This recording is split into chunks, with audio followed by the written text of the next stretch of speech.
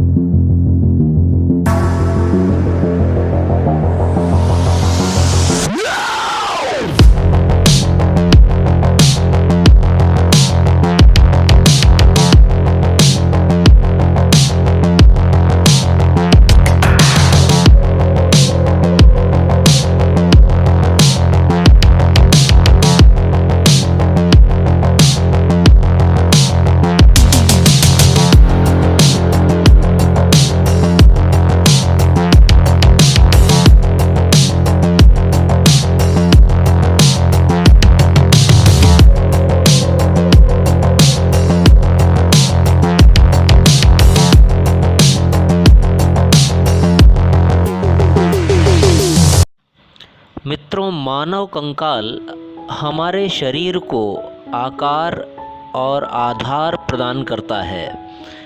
ये हमारे प्रचलन में भी सहायता करता है, अर्थात चलना फिरना, उठना बैठना या भार उठाना आदि क्रियाओं में एक मजबूत आधार के रूप में कंकाल ही हमारा सहायक होता है। मानव कंकाल में कुल 206 अस्थियां अर्थात बोन्स होती हैं, जबकि बच्चों के कंकाल में कुल 300 से लेकर 315 तक अस्थियां पाई जाती हैं, जो उनके बड़े होने पर धीरे धीरे जुड़कर 206 ही रह जाती हैं। प्रत्येक अस्थि का निर्माण कैल्शियम, फास्फोरस, ओसीन प्रोटीन और कोलेजिन तंतुओं से मिलकर होता है। अस्थियां भीतर से खोखली होती हैं, जिनमें बोन मैरो या अस्थि मज्जा नाम का गाढ़ा तरल भरा होता है।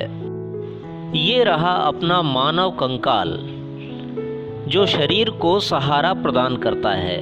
इसमें सबसे पहले खोपड़ी की अस्थियां आती हैं। खोपड़ी को इंग्लिश में स्कल कहा जाता है। इसमें क्रैनियल बोन्स और फेशियल बोन्स होती हैं। इसके बाद कंधे की हड्डी यानी अंश मेखला आती है, जिसे क्लेविकल और कॉलर बोन कहते हैं। इसके बाद रिब केज अर्थात पसलियां आती हैं। ये 12 जोड़ी होती हैं। हाथ में कंधे से कोहनी तक की अस्थि ह्यूमरस तथा कोहनी से कलाई तक की अस्थियां रेडियस तथा अल्ना कहलाती हैं। वयस्क मनुष्य में रीढ़ की हड्डी में 26 कशेरुकाएं और बच्चों में 33 कशेरुकाएं पाई जाती हैं।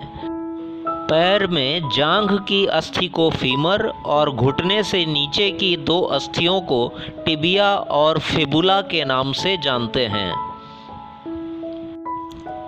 ये तो मुख्य अस्थियों का संक्षिप्त परिचय था। आइए जानते हैं कि मानव शरीर में कुल 206 अस्थियां कौन कौन सी होती हैं। नाम के साथ 206 अस्थियों को आज हम जानेंगे।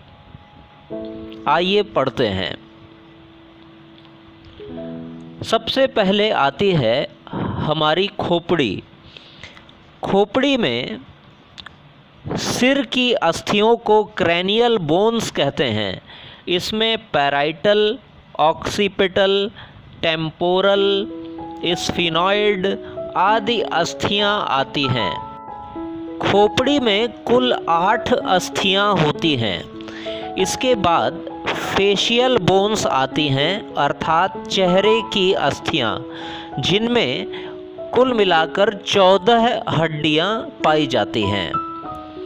इसके बाद यदि बात करें कान की अस्थियों की, तो कान में 3 अस्थियां होती हैं और दोनों कानों को मिलाकर कुल 6 अस्थियां पाई जाती हैं, जिनके नाम हैं मैलियस, इनकस और स्टेपीज।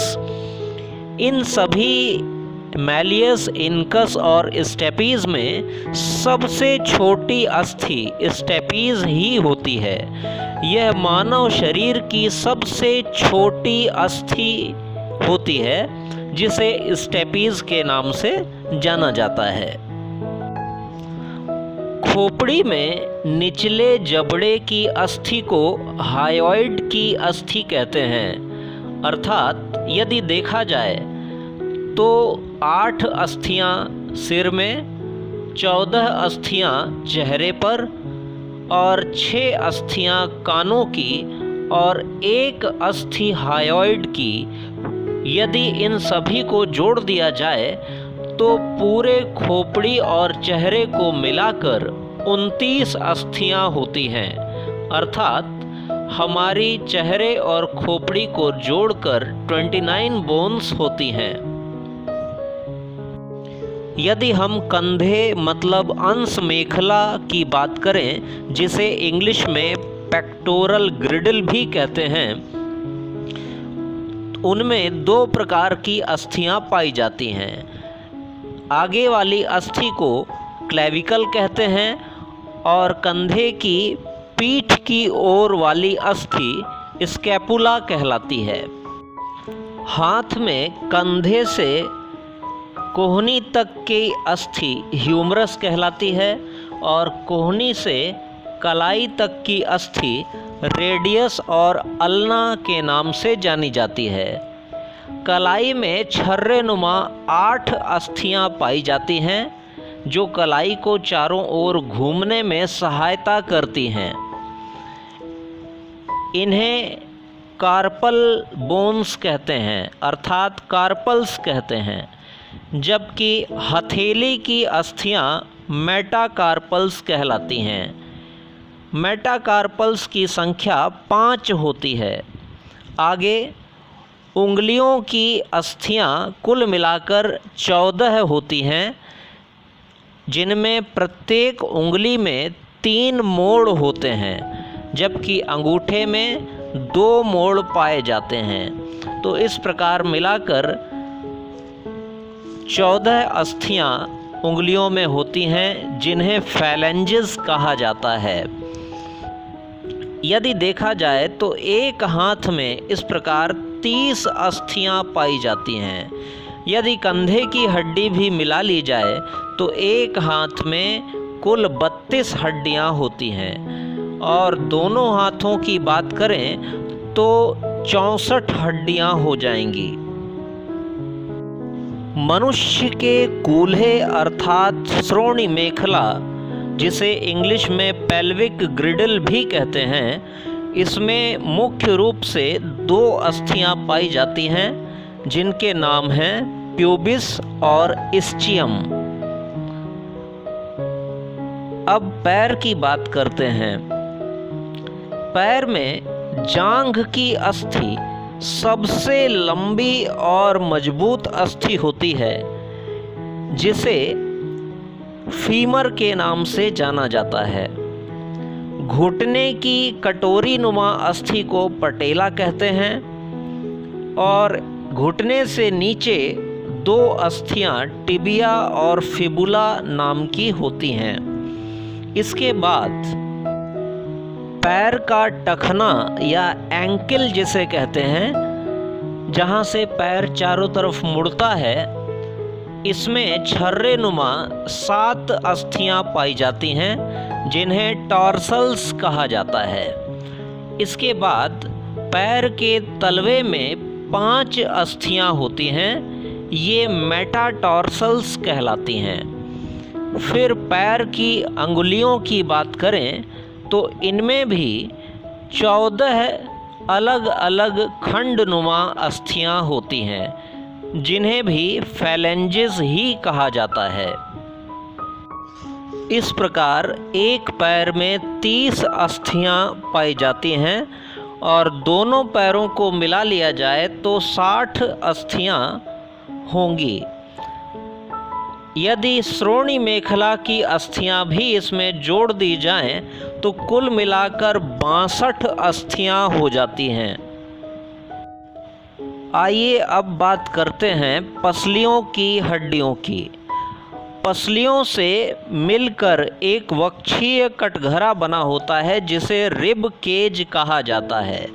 ये पसली की अस्थियां 12 जोड़ी होती हैं, जो पीछे रीढ़ की हड्डी से जुड़ी होती हैं और आगे छाती की अस्थि जिसे स्टर्नम कहा जाता है और सबसे कठोर अस्थि के रूप में भी जाना जाता है, उस स्टर्नम से 10 जोड़ी ऊपर की अस्थियां जुड़ी होती हैं, जबकि पसली की निचली 2 जोड़ी अस्थियां फ्री होती हैं, वो स्टर्नम से जुड़ी नहीं होती और इसलिए उन्हें फ्लोटिंग रिब्स या तैरने वाली पसलियों के रूप में जाना जाता है।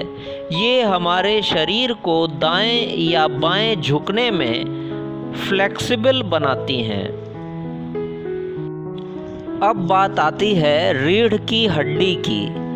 रीढ़ की हड्डी जो हमारे ऊपरी शरीर को आधार प्रदान करती है, इसमें बच्चों में कुल मिलाकर 33 कशेरुकाएँ अर्थात 33 वर्टिब्राज होती हैं, जबकि वयस्क मनुष्य में कुल मिलाकर 26 अस्थियां अर्थात 26 वर्टिब्राज पाई जाती हैं। इसे इंग्लिश में वर्टिब्रल कॉलम भी कहा जाता है।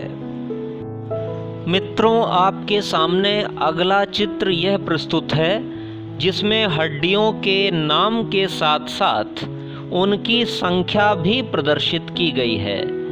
यदि आप चाहें तो इसका स्क्रीनशॉट लेकर रख सकते हैं, जिससे आपको अस्थियों को पहचानने और उनकी संख्या याद रखने में आसानी होगी।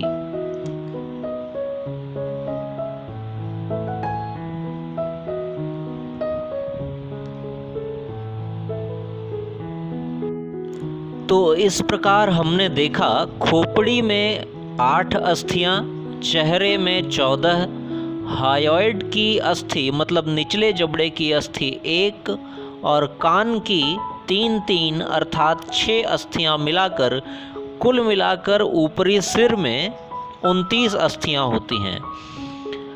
कंधे में 4 अस्थियां, दोनों हाथों में 30 अर्थात 60 अस्थियां, कुल मिलाकर 64 अस्थियां हैं। कूल्हे की 2 अस्थियां और दोनों टांगों की 30 अर्थात 60 अस्थियां मिलाकर 62 हड्डियां होती हैं।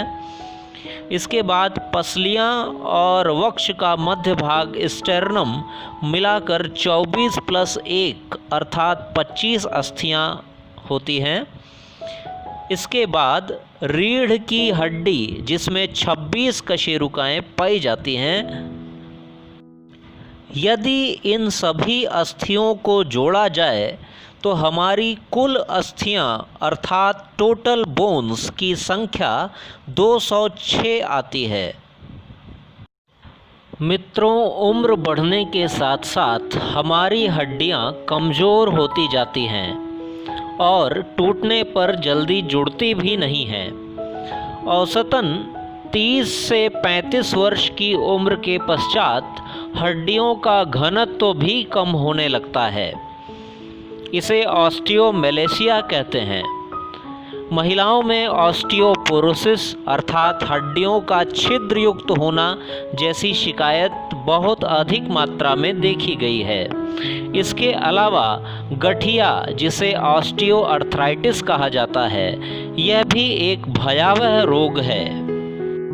बच्चों में रिकेट्स नामक रोग हो जाता है जिसमें उनकी हड्डियां टेढ़ी मेढ़ी हो जाती हैं और अधिक उम्र वाले लोगों की हड्डियां तो थोड़ी सी ठोकर लगने पर टूट भी जाती हैं। इन सभी रोगों से बचने के लिए कैल्शियम का सेवन विटामिन D3 के साथ एवं विटामिन C के साथ अवश्य करना चाहिए।